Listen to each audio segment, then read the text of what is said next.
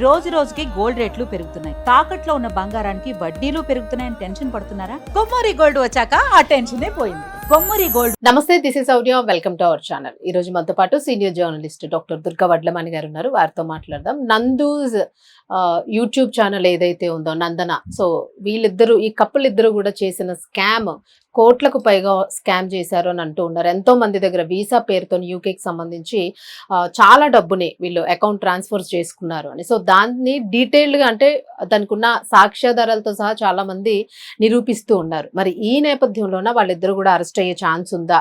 కొంతమంది అరెస్ట్ అయ్యారని కూడా అంటూ ఉన్నారు. సో అసలు ప్రస్తుత పరిస్థితి ఎలా ఉంది? అసలు ఎంతో పేరు తెచ్చుకున్నారు వాళ్ళిద్దరూ కూడాను, మంచి సబ్స్క్రిప్షన్ కూడా ఉంది. మరి వాళ్ళకి ఇంత చేయాల్సిన అవసరం ఏముంది? అసలు నిజంగా నీ ఫ్రాడ్ చేసి ఉంటారా? సో ఇది మాట్లాడదాం. నమస్తే మేడం. నమస్తే అండి మేడం, నందూస్ వరల్డ్ ఏదో యూట్యూబ్ ఛానల్ ఉంది. సో అప్పుడప్పుడు చూస్తూ ఉంటాం మనం కూడా. సో ఇలా యూట్యూబ్ పేరుతోని ఇలాంటి పెద్ద పెద్ద స్కామ్లు చేసే అవకాశం ఉంటుందా? వీళ్ళు నిజంగానే చేసే ఉంటారా? ఎవిడెన్స్ కూడా ఉంది అని అంటున్నారు, ప్రూవ్ చేశారు, అరెస్ట్కి సన్నాహాలు కూడా జరుగుతున్నాయని. ఎట్లా తీసుకోవచ్చు మనం? అంటే చేస్తారా అంటే అదే మరి మంగ్లీ చేస్తుందని మీరు అనుకున్నారా? అవును, మంగ్లీది ఏమైపోయింది? వాళ్ళు ఎక్కడో గాల్లో గాల్లో కలిసిపోయింది. కలిసిపోయింది కదా. అంటే మీరు పేరు తెచ్చుకోండి, స్కాములు చేయండి, అప్స్కాండ్ అయిపోండి. ఇప్పుడు కొత్త కాన్సెప్ట్ అలాగే ఉంది. పెద్ద పెద్ద వాళ్ళందరూ కూడా అంతే కదా. పెద్ద పెద్ద వాళ్ళ ముసుగులో చక్కగా విజయ్ మాల్యా, నీరవ్ మోదీ, అలాగే మీకు ఎంపీలు కూడా ఉన్నారు కదా బోల్డ్ మంది. అవును, బ్యాంక్ స్కామ్స్ చేసి అవును, వందల కోట్ల కుంభకోణాలంటే అవే కదా అవే కదా. స్కామ్స్. సో ఇవన్నీ ఇవాళ నిన్న వచ్చినవి కాదు.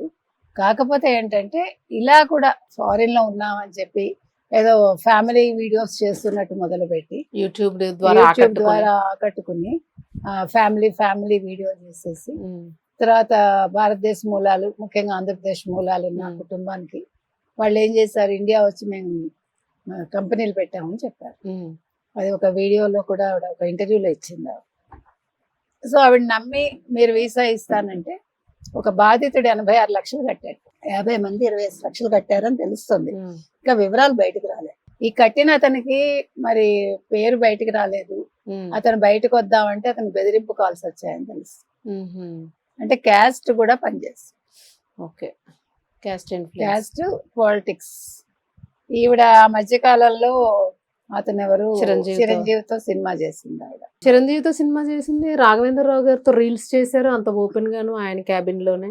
సో ఇన్ఫ్లుయెన్స్ ఉంది బాగానే. అదే అంటే మీకు అదే చెప్తున్నా, మీరు కొంచెం బాగుండి చూడడానికి మాటకారిగా ఉంటే ఎవడైనా అట్రాక్ట్ అవుతారు. ఇక్కడ తప్పుగా కాదు, తప్పుగా కాదు అంటే మీరు అన్ని నెగిటివ్ తప్పు చేయడానికి అవకాశం దొరుకుతుంది. అంటే వాళ్ళకి ఏమవుతుంది, అప్పుడు మీకు ఒక్కసారి మీరు సెలబ్రిటీ హోదా వచ్చేస్తుంది. ఇప్పుడు అదే కదా గోల.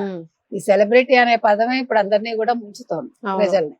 వీళ్ళని సెలబ్రిటీలను ఎప్పుడైతే చేస్తారో దాన్ని అడ్డు పెట్టుకుని వీళ్ళు స్కాములు చేసే అవకాశం. మరి ఈవిడ స్కామ్ చేయకపోతే ఇంత దూరం రాదుగా. ఇప్పుడు ఇంతకు ముందు కూడా ఆవిడ మీద వచ్చింది నెగిటివ్. వస్తే లాస్ట్ ఇయర్ ఆవిడ ఒక చిన్న వీడియోలో ఒక 2 మాటలు చెప్పింది, అవన్నీ నమ్మకండి, మాకు ఏ కంపెనీలు లేవు అని అంది. మరి 3 నెలల క్రితం ఎప్పుడో ఒక ఛానల్ కి ఇచ్చిన ఇంటర్వ్యూలో మేము కంపెనీ మొదలు పెట్టామంది. మొన్న ఈ మధ్యన మే 25 అనుకుంటా ఒక వీడియో అప్లోడ్ చేసింది ఆవిడ. అందులో వాళ్ళ కూతురుతో అనమాట బట్టలు ఎండేద్దాంలే అంటుంది. ఆ కూతురు అడుగుతుంది అనమాట, అమ్మా మనల్ని ఎందుకు బ్యాడ్ గా మాట్లాడతారు, ఎవరు మాట్లాడతారు అని అడిగితే కిట్టి పార్టీస్ లో మాట్లాడతారు, తర్వాత మన ఎక్కడికైనా ప్రోగ్రామ్స్ కి వెళ్తే మాట్లాడతారు, అంటే ఫంక్షన్స్ కి వెళ్తే, తర్వాత యూట్యూబ్స్ లో మాట్లాడతారు అంది ఆవిడ. అంటే ఆవిడకి హింట్ వచ్చిందా, అందుకనే ఇండైరెక్ట్ గా ఇట్లా చెప్తోందా, మీరు బ్యాడ్ గా మాట్లాడతారు మాట్లాడుకోండి, అది మామూలే అన్నట్టుగా చెప్పిందా మనకు తెలియదు. అయితే ఇప్పుడు మాత్రం మరి కేసులు ఫైల్ అయ్యాయి అన్నారు, ఎంత నిజమో తెలియదు. ఇంకొకటి ఎవిడెన్స్లు ఉంటాయి కదా, ఆన్లైన్ ట్రాన్సాక్షన్స్ చేస్తారు కాబట్టి. ఇప్పుడు మనం మంగ్లీ కేసులో కూడా అదే అన్నాం మనం, మీకు గుర్తుంటే కనుకైతే అశూ రెడ్డిది అయితే ఆన్లైన్ కాబట్టి ఆవిడ దొరికేసింది. సో ఇంకా వేరే గత్యంతరం లేదు. ఇక్కడ మరి ఆన్లైన్ ఉంటుంది కాబట్టి వీళ్ళు కేసులు పెడితే వీళ్ళు రాజకీయ నాయకుల బెదిరింపులకి లొంగకూడదు కదా.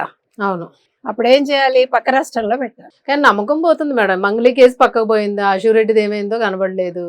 వీళ్ళు మాత్రం దోచుకునే వీళ్ళందరూ రేపొద్దున్న మళ్ళా మనకు వచ్చి నీతులు చెప్పినా మీరు ఆశ్చర్యపోకుండా మళ్ళీ వీడియోలు చేసి. కాబట్టి ఇప్పుడు నేను చెప్పేది ఏంటంటే, ఈవిడ ముందుకు వచ్చి నిజంగా తప్పు చేస్తుంటే అరెస్ట్ కంటే కూడా ఆవిడే వచ్చి క్షమాపణ చెప్పి వాళ్ళ డబ్బులు వాళ్ళకి ఇచ్చేయచ్చు కదా. 10 కోట్ల పైన ఇస్తారా? అదే డబ్బు అనేది చాలా చెడ్డది కదా. మరి ఏం చేస్తారో చెడ్డైనా తెలీదు. పర్లేదు, ఏముందిలే ఈ జన్మే కదా, వచ్చే జన్మకు చూద్దాంలే అని ఈ జన్మని ఎంజాయ్ చేసేవాళ్ళు ఉన్నారు.